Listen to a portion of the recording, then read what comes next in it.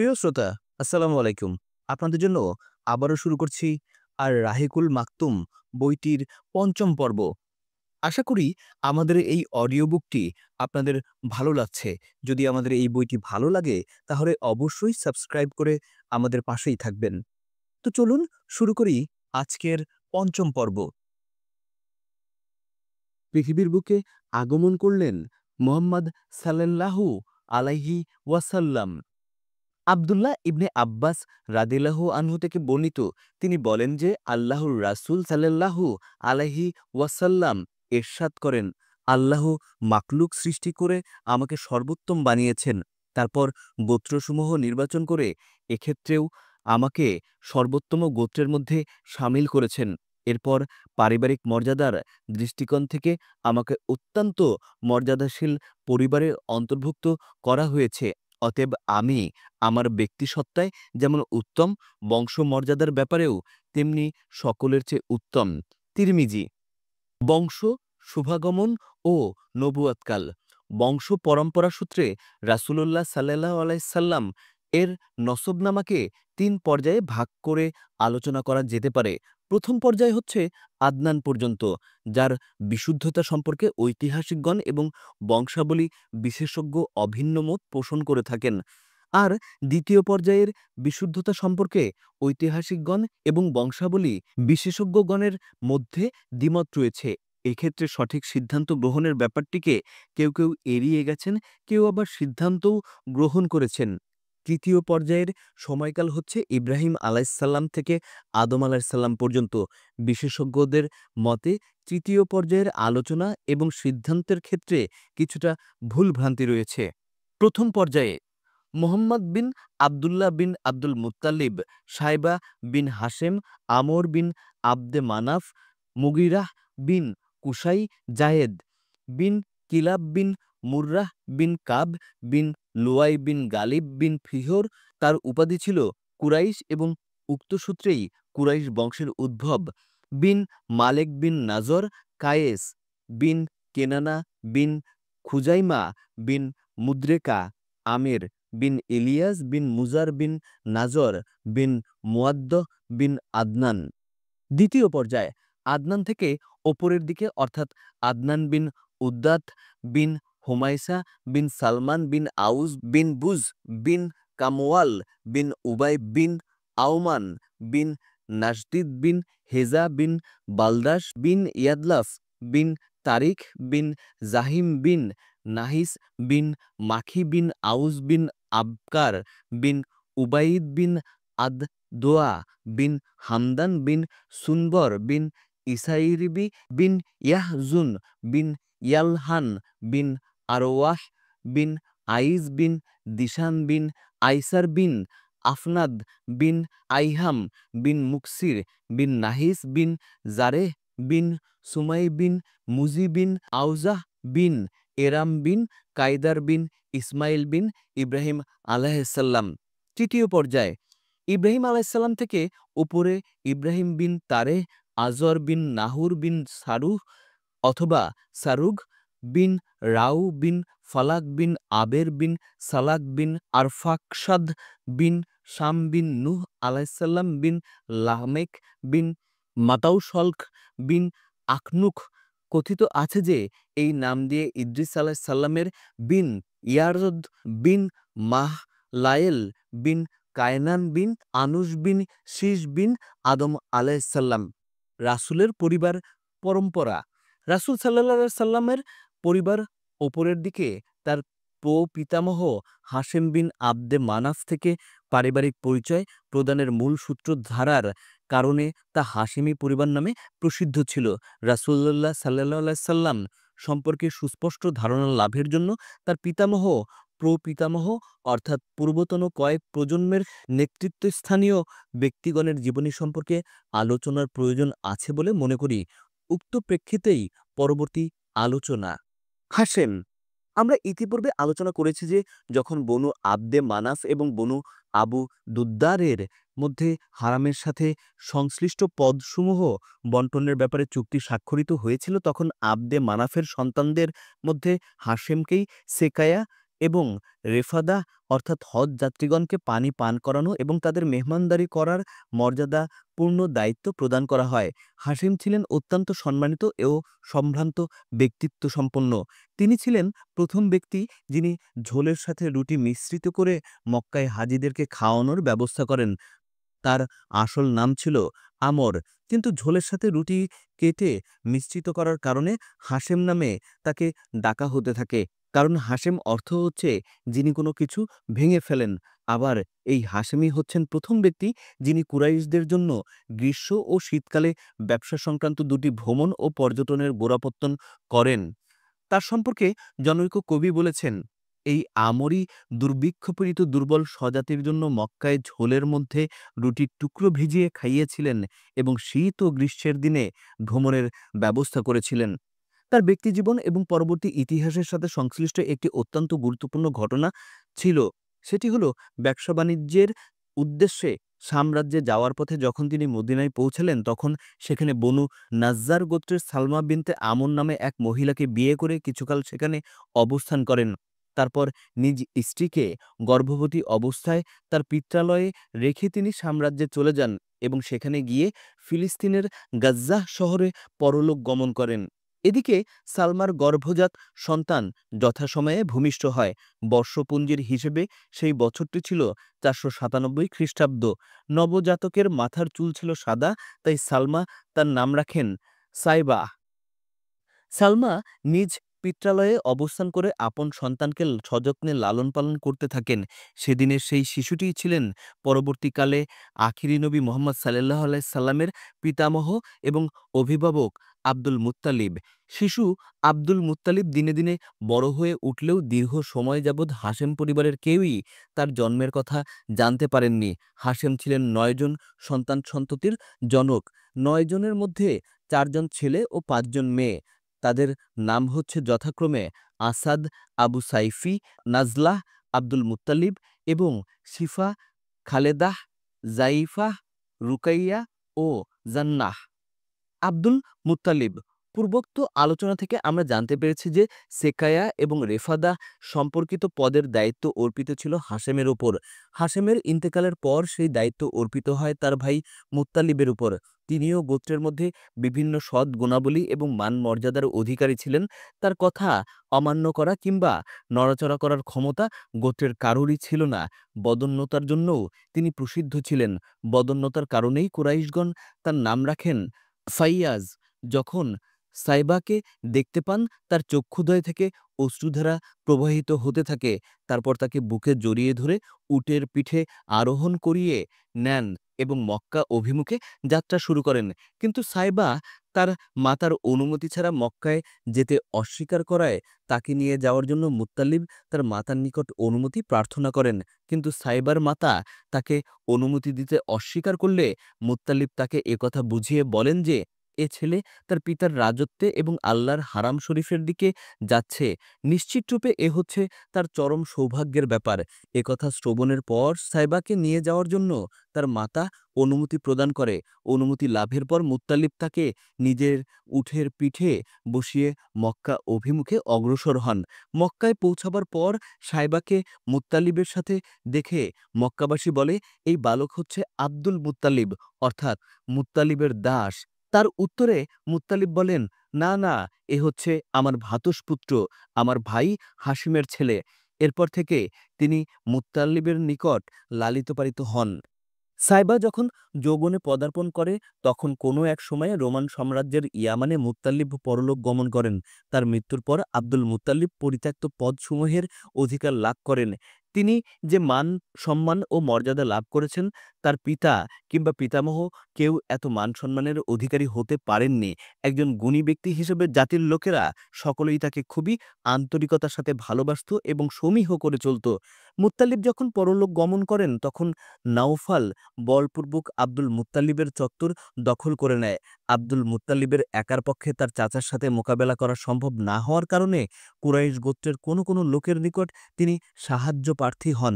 কিন্তু তারা এই বলে আপত্তি করে যে নিজের চাচার সাথে তার বিরোধের ব্যাপারে কোনো কিছু করা তাদের পক্ষে সম্ভব নয়। নিরুপায় হয়ে আব্দুল মুত্তালিব তার মামার গোত্র বনু নাজ্জারের নিকট কিছু কবিতা লিখে পাঠান, যার মধ্যে নিহিত ছিল সাহায্যের করুণ আবেদন। এই আহ্বানে সাড়া দিয়ে তার মামা আবু সাদ বিন আদি ৮০ জন অশ্বারোহী নিয়ে মক্কা অভিমুখে অগ্রসর হয় এবং আবতাহ নামক স্থানে গিয়ে অবস্থান করে। আব্দুল মুত্তালিব সেখানে গিয়ে তার মামার সাথে সাক্ষাৎ করে এবং তাকে নিজ গৃহে যাওয়ার জন্য অনুরোধ জানান। কিন্তু নাওফালের সাথে একটা বোঝাপড়া না হওয়া পর্যন্ত আবু সাদ তার গৃহে যেতে অস্বীকৃতি জানায়। তারপর সে অগ্রসর হয়ে নাওফলের অবস্থানস্থলে গিয়ে দাঁড়ায়। নাওফল তখন হাতিম নামক স্থানে কয়েকজন কুরাইশের সাথে উপবিষ্ট ছিল। আবু সাদ তলোয়ার কোষমুক্ত করে বলল, এই পবিত্র ঘরের প্রভুর শপথ, তুমি যদি আমার ভাগ্নেকে তার অধিকার ফিরিয়ে না দাও, তাহলে এই তলোয়ার অবশ্যই তোমার বক্ষদেশ বিদীর্ণ করবে। ইতস্তত না করে নাওফল বলল, ঠিক আছে, আমি তার অধিকার ফিরিয়ে দিলাম।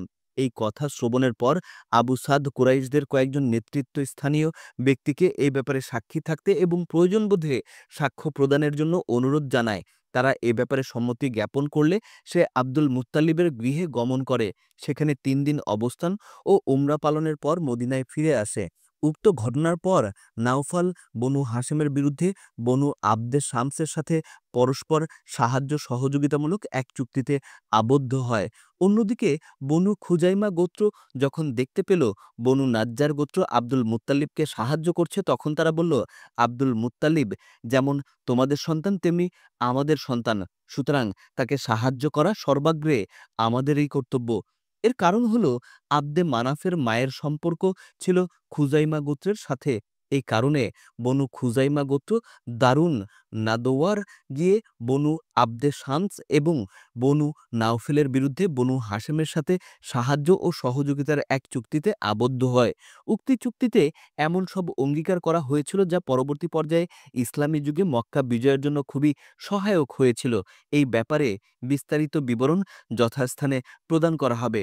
বাইতুল্লাহর সাথে সংশ্লিষ্ট হওয়ায় আব্দুল মুত্তালিবের সাথে দুটি বিশেষ ঘটনার সম্পর্ক রয়েছে। এর মধ্যে একটি হচ্ছে জমজম কূপের খনন কার্য সম্পর্কিত এবং অন্যটি হচ্ছে হস্তি বাহিনী সম্পর্কিত ঘটনা। উক্ত ঘটনা দুটি সম্পর্কে নিম্নে সারসংক্ষেপে আলোচনা করা হলো। জমজম কূপ। পবিত্র এই জমজম কূপ বহু স্মৃতি জড়িয়ে আছে এই কূপের সাথে। যেমন আব্দুল মুত্তালিব স্বপ্নযুগে অবগত হন যে তাকে জমজম কূপ খননের নির্দেশ দেয়া হচ্ছে এবং স্বপ্নে তার স্থানও নির্দিষ্ট করে দেয়া হয়েছে। তারপর ঘুম থেকে জাগ্রত হয়ে তিনি নির্দিষ্ট স্থানে খনন কার্য আরম্ভ করে দেন। খনন কার্য চলাকালে কূপ থেকে যেসব জিনিসপত্র উত্তোলন করা হয়, যা বনু জুরহুম গোত্র মক্কা ছেড়ে যাওয়ার সময় কূপের মধ্যে নিক্ষেপ করেছিল, সংক্ষিপ্ত জিনিসের মধ্যে ছিল কতকগুলো তলোয়ার ও লৌহবর্ম এবং ২টি সোনার হরিণ। আব্দুল মুত্তালিব তলোয়ারগুলোর দ্বারা কাবা ঘরের দরজা ঢালাই করেন এবং সোনার হরিণ দুটো দরজার সাথে সন্নিবেশিত করে রাখেন এবং হাজিদের পানি পান করানোর ব্যবস্থা করেন। জমজম কূপ খননকালে আরও একটি ঘটনার উদ্ভব হয়। যখন কূপটি প্রকাশিত হয়, তখন কুরাইশগণ আব্দুল মুত্তালিবের সাথে বিবাদ আরম্ভ করে এবং দাবি করে যে খনন কার্যে তাদেরকেও অংশগ্রহণ করতে দিতে হবে। আব্দুল মুত্তালিব বলেন, যেহেতু এই কূপ খননের জন্য তিনি স্বপ্নযোগে আদিষ্ট হয়েছেন, সেহেতু এই কাজ অন্যকে অংশগ্রহণ করতে দেয়া তার পক্ষে সম্ভব নয়। কিন্তু কুরাইশগণও তাদের দাবি ছাড়তে রাজি নয়।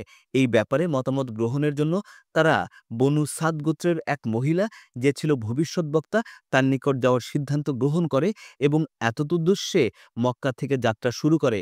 কিন্তু পথিমধ্যে তারা এমন কতকগুলো নিদর্শন প্রত্যক্ষ করে যাতে তাদের নিকট এটা সুস্পষ্ট হয়ে যায় যে সর্বশক্তিমান আল্লাহ তাআলা জমজম কূপের খনন কার্য আব্দুল মুত্তালিবের জন্যই নির্দিষ্ট করে দিয়েছেন।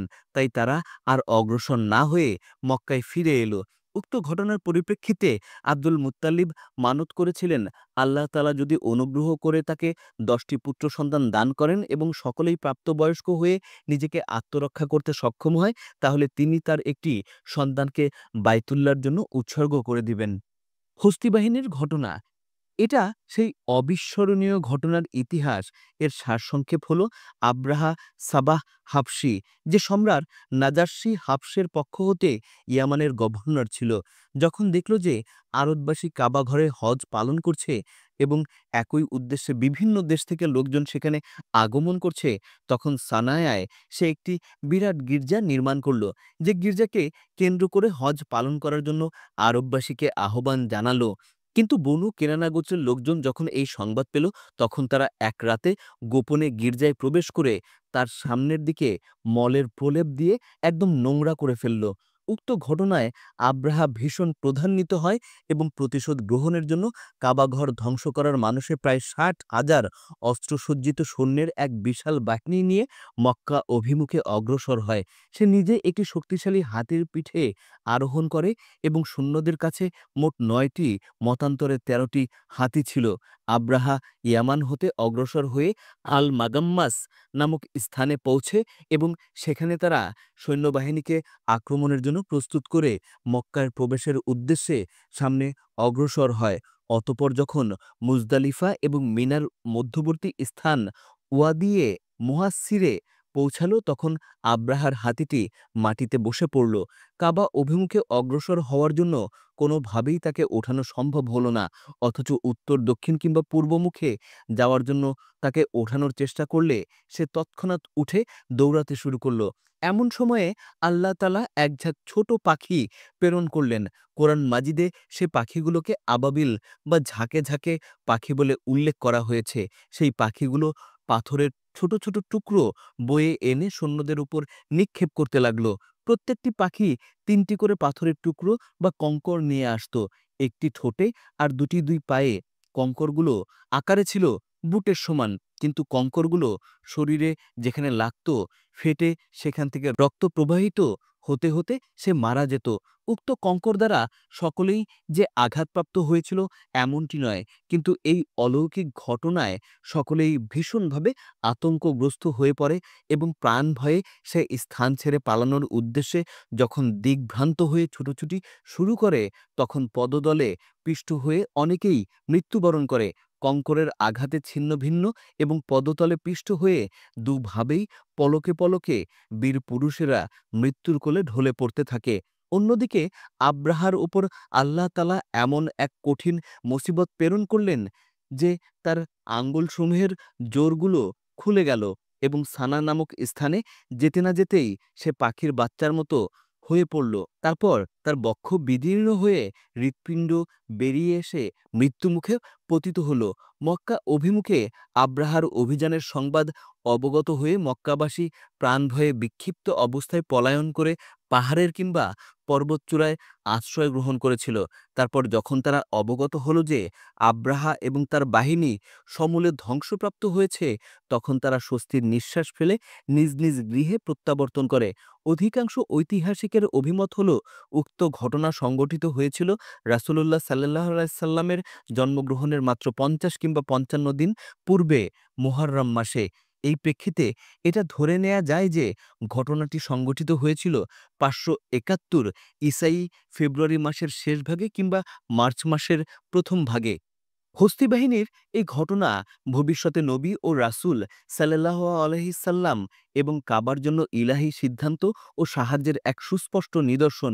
এর পেছনে আরও যে একটি কারণ ছিল, তা হচ্ছে রাসূল সাল্লাল্লাহু আলাইহি সাল্লাম তার আমলেই দেখলেন যে বাইতুল মুকাদ্দাস ছিল মুসলমানদের কিবলা এবং সেখানকার অধিবাসীগণও ছিল মুসলমান, কিন্তু এতদ সত্ত্বেও তার উপর আল্লাহর শত্রুদের অর্থাৎ মুশরিকদের শাসন প্রতিষ্ঠিত ছিল।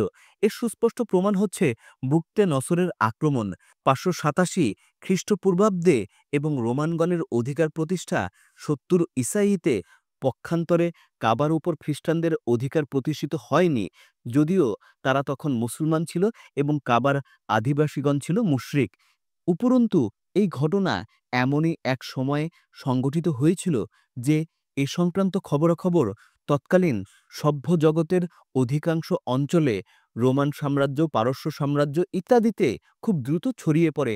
অন্যদিকে পারস্যবাসীদের দৃষ্টি রোমীয়গণের উপর সমভাবে বিদ্যমান ছিল এবং শেষ পর্যন্ত অবস্থা দাঁড়ায় যে পারস্যবাসী অত্যন্ত দ্রুতগতিতে ইয়ামান দখল করে বসে। আলোচিত সময়কালে রোমান এবং পারস্য এই দুটি রাষ্ট্রই তৎকালীন পৃথিবীর উল্লেখযোগ্য অংশের প্রতিনিধিত্ব করত এবং যেহেতু হস্তী বাহিনীর ঘটনাটি এই দু রাষ্ট্রের সকলের নিকটেই সুবিদিত ছিল, সেহেতু বলা যায় যে সমগ্র পৃথিবীর দৃষ্টি কাবাঘরের অলৌকিকত্বের প্রতি নিবদ্ধ হয়ে গেল। বায়তুল্লাহর উচ্চ সম্মান ও সুমহান মর্যাদা সম্পর্কে আল্লাহ তাআলা প্রদত্ত সুস্পষ্ট নিদর্শন সচক্ষে প্রত্যক্ষ করার পর একথা তাদের মনে দৃঢ়ভাবে স্থান লাভ করল যে এই গৃহকে সংরক্ষণ ও পবিত্রকরণ এবং এর সুমহান মর্যাদা অক্ষুণ্ণ রাখার ব্যাপারেই আল্লাহ তাআলা উক্ত অলৌকিক ব্যবস্থা অবলম্বন করেছিলেন। অতএব ভবিষ্যতে এখানকার অধিবাসীদের মধ্য থেকে কেউ যদি নবুয়ত দাবি করেন, তবে সে ঘটনার প্রেক্ষাপটে তা হবে ন্যায়সঙ্গত এবং বাঞ্ছনীয় ব্যাপার। তা হবে পার্থিব ব্যবস্থাপনার ঊর্ধ্বে আল্লাহর রাজত্বের ভিত্তি, যা ঈমানদারদের সাহায্যার্থে নাজিল হয়েছিল গায়েবী উৎস থেকে। আব্দুল মুত্তালিবের ছিল সর্বমোট ১০টি সন্তান। তাদের নাম যথাক্রমে ১ হারিস, ২ জোবায়ের, ৩ আবু তালিব, ৪ আবদুল্লাহ, ৫ হামজা, ৬ আবু লাহাব, ৭ গায়দাক, ৮ মুকওয়াম, ৯ সিফার, ১০ আব্বাস। কেউ কেউ বলেছেন তার ছিল ১১টি সন্তান। একজনের নাম ছিল কাজম। অন্য একজন বলছেন ১৩টি সন্তান। অন্য দুজনের নাম হল কাবা এবং হাজাল। কিন্তু ১০ জনের কথা যারা বলেছেন তারা বলেন মুকাওয়ামারেই অন্য নাম ছিল আব্দুল কাবা এবং গায়দাকের আরেক নাম ছিল হাজাল। তাদের মতে কাজম নামে আব্দুল মুত্তালিবের কোনো পুত্র সন্তান ছিল না। আব্দুল মুত্তালিবের কন্যা ছিল ৬ জন। তাদের নামগুলো হচ্ছে যথাক্রমে উম্মে হাকিম, তার নাম বায়েজা, ২ বাররাহ, ৩ আতিকাহ, ৪ সাফিয়াহ, ৫ আরোয়া এবং ৬ উমাইমা। মহা সৌভাগ্যবান আব্দুল্লাহ। তিনি ছিলেন রাসূল সাল্লাল্লাহু আলাইহি সাল্লাম এর সম্মানিত পিতা। তার আব্দুল্লাহর মাতার নাম ছিল ফাতিমা। তিনি ছিলেন আমর বিন আয়েজ বিন ইমরান মাখজুম বিন ইয়াকজাহ বিন মুররাহর কন্যা। আব্দুল মুত্তালিবের সন্তানদের মধ্যে আব্দুল্লাহ ছিলেন সবচেয়ে সুন্দর এবং সর্বোত্তম চরিত্রের অধিকারী। তিনি ছিলেন পিতার অত্যন্ত প্রিয় পাত্র। তার উপাধি ছিল জবিহ। তাকে জবিহ বলার কারণ হলো আব্দুল মুত্তালিবের প্রথিত পুত্র সংখ্যা যখন ১০ জন হল, তখন তারা সকলেই আত্মরক্ষা করার যোগ্যতা অর্জন করলেন।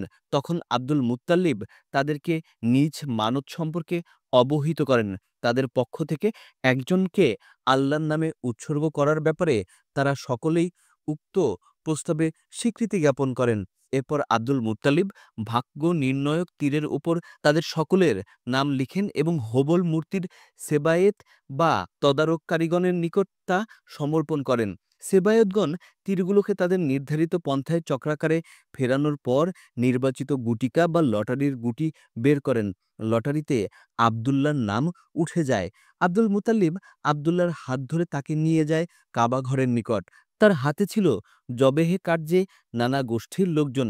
আব্দুল্লাহর ভাই আবু তালিব এ ব্যাপারে তাকে বাধা প্রদান করেন। নিজের মানত পূরণে বাধাপ্রাপ্ত হয়ে আব্দুল মুত্তালিব বলেন, তাহলে মানতের ব্যাপারে তার করণীয় কার্য কি হতে পারে? এ বিষয়ে বিশেষ জ্ঞানের অধিকারিণী বা তত্ত্ববিশারদ কোনো মহিলার নিকট থেকে উক্ত ব্যাপারের পরামর্শ গ্রহণের জন্য তারা তাকে উপদেশ প্রদান করেন। আব্দুল মুত্তালিব জনৈকা তত্ত্ববিশারদের নিকট গিয়ে এ ব্যাপারে তার পরামর্শ চাইলে সঠিক সিদ্ধান্ত গ্রহণের জন্য আব্দুল্লাহ এবং ১০টি উটের মধ্যে লটারি বা নির্বাচনী গুটিকা ব্যবহারের নির্দেশ দেন। নির্বাচনী গুটিকায় যদি আব্দুল্লাহর নাম উঠে যায়, তাহলে ১০টি উটের সাথে আরও ১০টি উট যোগ করে নির্বাচনী গুটিকা ব্যবহার করতে হবে। এরপরও যদি আব্দুল্লাহর নাম উঠে যায়, তাহলে পূর্বোক্ত ২০টি উটের সাথে আরও ১০টি উট যোগ করে নির্বাচনী গুটিকা ব্যবহার করতে হবে। এভাবে যে পর্যন্ত না আব্দুল্লাহর নামের স্থানে উট কথাটি প্রকাশিত হয়, সে পর্যন্ত একই ধারায় নির্বাচনী গুটিকা ব্যবহার করে যেতে হবে, যতক্ষণ না আল্লাহ সন্তুষ্ট হয়ে যায়। তারপর উটের যে সংখ্যা নির্বাচনী গুটিকা ব্যবহার করা হবে, সেই সংখ্যক উট আল্লাহর নামে উৎসর্গ করতে হবে। সেখান থেকে ফিরে আসার পর আব্দুল মুত্তালিব আব্দুল্লাহ এবং ১০টি উটের মধ্যে নির্বাচনী গুটিকা ব্যবহার করেন, কিন্তু এতে আব্দুল্লাহর নামই প্রকাশিত হয়। তত্ত্ব বিশারদের নির্দেশ মোতাবেক দ্বিতীয় দফায় উটের সংখ্যা আরও 10 বৃদ্ধি করে তিনি নির্বাচনী গুটিকা ব্যবহার করেন, কিন্তু এতেও আবদুল্লাহর নামই উঠে যায়। সুতরাং পরবর্তী প্রত্যেক দফায় 10টি করে উটের সংখ্যা বৃদ্ধি করে তিনি নির্বাচনী গুটিকা ব্যবহার করে যেতে থাকেন। এভাবে চলতে চলতে যখন 100 উট এবং আবদুল্লাহর নাম নির্বাচনী গুটিকায় ব্যবহার করা হয়, তখন উট কথাটি প্রকাশিত হয়। এর প্রেক্ষিতে আব্দুল মুত্তালিব আবদুল্লাহর পরিবর্তে 100টি উট আল্লাহর নামে উৎসর্গ করেন। উৎসর্গকৃত পশুর গোশত কোনো মানুষ কিংবা জীবজন্তুকে খাওয়ার ব্যাপারে কোনো বিধিনিষেধ ছিল না।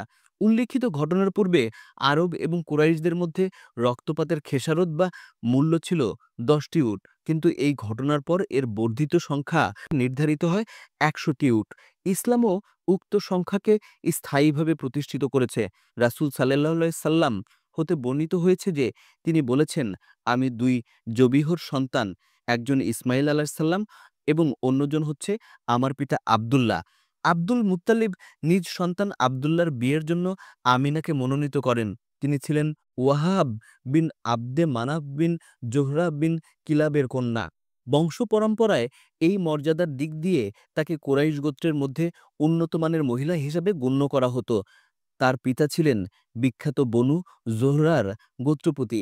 বিয়ের পর আমিনা মক্কায় স্বামীগৃহে গমন করেন এবং স্বামীর সাথে বসবাস করতে থাকেন, কিন্তু অল্পদিন পরেই আব্দুল মুত্তালিব ব্যবসা উপলক্ষে খেজুর আনার উদ্দেশ্যে আবদুল্লাহকে মদিনা প্রেরণ করেন। তিনি সেখানেই ইন্তেকাল করেন।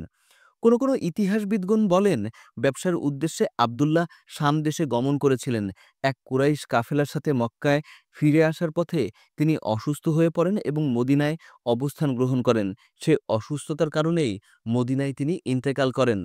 নাবেগা জাদির বাড়িতে তার দাফন কাফনের ব্যবস্থা করা হয়। সে সময় তার বয়স হয়েছিল মাত্র 25 বছর।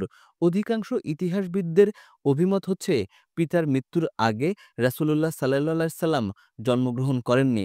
আর অল্প সংখ্যক ঐতিহাসিকের অভিমত হচ্ছে পিতার মৃত্যুর 2 মাস পূর্বেই তিনি জন্মগ্রহণ করেছিলেন। আবদুল্লাহর মৃত্যুর সংবাদ যখন মক্কায় পৌঁছালো, তখন বিবি আমিনা মর্মস্পর্শী ভাষায় একটি শোকগাথা আবৃত্তি করেছিলেন। শোকগাথাটি হচ্ছে, বাহতার জামিন হাশিমের সপুত্রকে হারালো, সে চিৎকার ও গোলমালের মধ্য দিয়ে সমাধিতে সুখস্বপ্নে পরিতৃপ্ত হয়ে গেল। মৃত্যু তাকে এমন ডাক দিল যে মৃত্যু মানুষের মধ্যে ইবনে হাশেমের মতো কোনো ব্যক্তিকেই ছাড়েনি। কতই দুঃখজনক ছিল যখন সন্ধ্যায় লোকেরা তাকে মৃতের খাটিয়ায় উঠিয়ে নিয়ে যাচ্ছিল। যদিও মৃত্যু একটি যন্ত্রণা যা তার অস্তিত্বকে শেষ করেছে, তবুও তার উন্নততর চারিত্রিক বৈশিষ্ট্যসমূহকে মুছে ফেলতে পারবে না। তিনি ছিলেন বড়ই দয়াবান এবং কোমল হৃদয়ের অধিকারী। মৃত্যুকালে তিনি যেসব সহায় সম্পদ রেখে গিয়েছিলেন তা ছিল যথাক্রমে 5টি উট, 1 পাল ছাগল এবং একটি হাবশী দাসী যার নাম ছিল বরকত ও উপনাম ছিল উম্মে আয়মান। এই উম্মে আয়মানই শিশুকালে রাসূল সাল্লাল্লাহু আলাইহি সাল্লামকে দুধ পান করিয়েছিলেন। ধন্যবাদ আমাদের বইটি শোনার জন্য। আশা করি আমাদের এই বইটি আপনাদের ভালো লেগেছে। সবাই সাবস্ক্রাইব করে আমাদের পাশেই থাকবেন। দেখা হচ্ছে পরবর্তী পর্বে। সে পর্যন্ত সবাই ভালো থাকবেন। আল্লাহ হাফেজ।